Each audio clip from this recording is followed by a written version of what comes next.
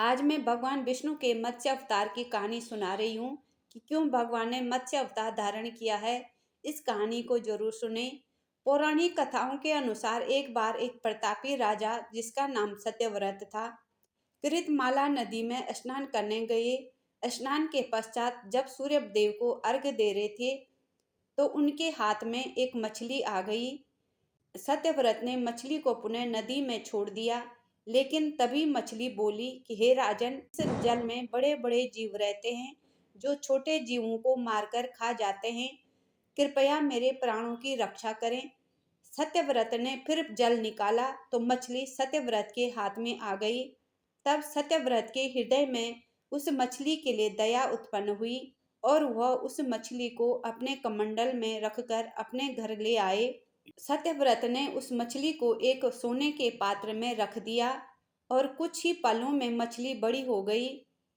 तब मछली ने कहा कि हे राजन, मेरे लिए ये पात्र छोटा हो गया है, आप मुझे बड़े पात्र में रखिए, मैं इसमें नहीं रह पा रही हूँ। तब सत्यव्रत ने मछली को दूसरे बड़े पात्र में रख दिया और कुछ ही पलों में मछली और बड़ी हो गई। मछली ने कहा, हे राजन, ये पात्र भी मेरे लिए छोटा पड़ गया है। राजा को आश्चर्य हुआ और राजा ने कहा, मेरा महल आपके लिए छोटा पड़ गया है। मैंने आपको क्षुद्र जीव कहा है, इसे आपको बुरा लगा।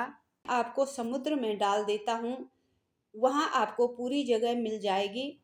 राजा ने मछली को समुद्र में डाल दिया और कुछ ही पलों में वो बहुत बड़ी हो गई।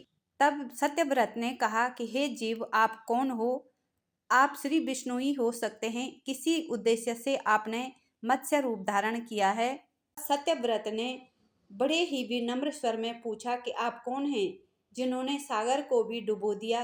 तब भगवान विष्णु अपने मत्स्य अवतार में प्रकट हो गए और कहा कि हे राजन, हे सत्यव्रत, मैं हयग्रीव नामक दैत्य के वध के लिए आया हूँ। उसने छल से वेदों को चुरा लिया है और उसके कारण जगत में चारों ओर अज्ञानता और अधर्म फैल गया है।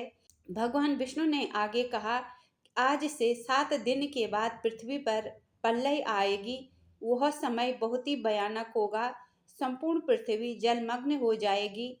जल के अतिरिक्त यहाँ कुछ भी नहीं बचेगा। तब आपके पास एक नाव आएगी। उस समय आप सभी प्रकार के जरूरी अनाज, औषधि, बीज एवं सप्त ऋषियों को साथ लेकर उस नाव में सवार हो जाना। मैं उसी समय आपसे फिर मिलूंगा। सत्यव्रत ने यह भगवान का आदेश मानकर स्वीकार किया और 7वें दिन जब पृथ्वी पर प्रलय चक्र होने लगा, प्रलय बढ़ने लगी, तब समुद्र सीमाओं को लांघ कर सब कुछ जलमग्न होने लगा। तब उसी समय सत्यव्रत को एक नाव दिखी। आदेशानुसार सत्यव्रत ने नाव में सप्त ऋषियों को सम्मान पूर्वक चढ़ा दिया। साथ ही महत्वपूर्ण अनाज, औषधि और भरपूर सत्यव्रत भी उसी नाव में सवार हो गया। सागर के वेग के कारण नाव अपने आप चलने लगी। चारों ओर पानी के अलावा और कुछ नहीं दिखाई दे रहा था। उसी बीच सत्यव्रत को मत्स्य रूप में भगवान दिखे और श्री हरि से आत्मज्ञान पाकर सत्यव्रत और सप्तऋषि धन्य हो गए। जब प्रकोप शांत हुआ तब भगवान ने हयग्रीव का वध कर सभी वेद वापस छीन लिए और ब्रह्मा जी को वापस सौंप दिए। इस प्रकार भगवान विष्णु ने मत्स्य रूप धारण कर वेदों का उद्धार किया तथा प्राणियों का कल्याण किया। इस कहानी को जरूर सुने और please please like, share, subscribe, comments जरूर करें।